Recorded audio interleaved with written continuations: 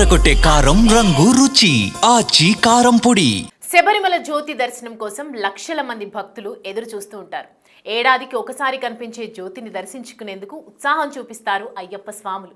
అయితే మకర సంక్రాంతి రోజు కనిపించే మకర విలక్కు అంటే మకర జ్యోతి మహోత్సవాన్ని పురస్కరించుకొని శబరిమలలో భక్తుల రద్దీ నియంత్రణ, భద్రతపై కేరళ హైకోర్టు కీలక ఆదేశాలు జారీ చేసింది.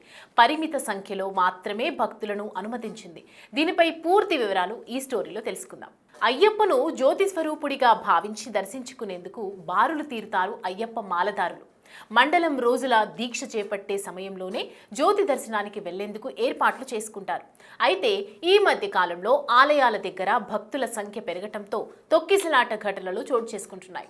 అలాంటి అవాంఛనీయ ఘటనలకు తావివ్వకుండా పటిష్టమైన ఏర్పాట్లు చేస్తున్నారు ఆలయ నిర్వాహకులు. ఈ క్రమంలోనే కేరళ హైకోర్టు ట్రావెన్కోర్ దేవస్థానం బోర్డుకు కీలక ఆదేశాలు జారీ చేసింది. జనవరి 14 మకర విలక్కు రోజున దర్శనానికి వచ్చే భక్తుల సౌకర్యార్థం వర్చువల్ క్యూ బుకింగ్స్ ను ఏర్పాటు చేసింది. అందులో కేవలం 30,000 మందికి మాత్రమే పరిమిత దర్శన టోకెన్లు జారీ చేయాలని కోర్టు స్పష్టం చేసింది.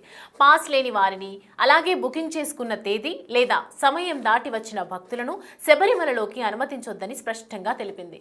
భక్తుల సౌకర్యం, భద్రతకు అత్యున్నత ప్రాధాన్యం ఇవ్వాలని కేరళ హైకోర్టు ఆదేశించింది. శబరిమలతో పాటు దాని చుట్టుపక్కల ఉన్న మార్గాలన్నింటిలోనూ ఈ కఠిన ఆంక్షలు అమలు చేయాలని సూచించింది.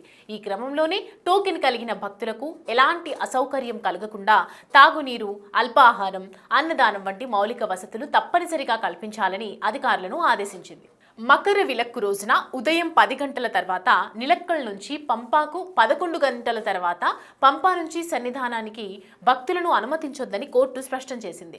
ఇక వర్చువల్ క్యూ బుకింగ్ వివరాల విషయానికి వస్తే జనవరి 13న 35,000 మందికి దర్శనం కల్పించేలా ఆదేశించింది. జనవరి 14 30,000 మందికి మాత్రమే అనుమతి ఇవ్వాలని తెలిపింది.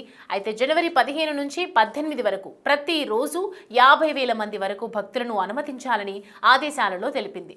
జనవరి 19న 30,000 మందికి మాత్రమే పాస్లు జారీ చేయనున్నట్లు తెలుస్తోంది. అయితే ప్రస్తుతం స్పాట్ బుకింగ్ ను 5,000 మందికి పరిమితం చేసిన విషయం అందరికీ తెలిసిందే. ఇదిలా ఉండగా అయ్యప్ప స్వామి విగ్రహానికి ఏడాదికి ఒకసారి అలంకరించే పవిత్ర తిరువాభరణాలను తీసుకెళ్లే ఊరేగింపును సోమవారం పందలం రాజభవనం నుంచి ప్రారంభం కానుంది.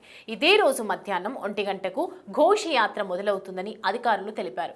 ఏదేమైనా కేరళ హైకోర్టులోని జస్టిస్ వి రాజా విజయ రాఘవన్, జస్టిస్ కెవి జయకుమార్లతో కూడిన దేవస్వం బెంచ్ జారీ చేసిన ఆదేశాల మేరకు శబరిమలలో ఈసారి భక్తుల భద్రతే లక్ష్యంగా కట్టుదిట్టమైన ఏర్పాట్లు జరగనున్నాయి. కేరళ హైకోర్టు ఇచ్చిన తీర్పుపై మీ అభిప్రాయాన్ని కామెంట్ రూపంలో తెలియజేయండి.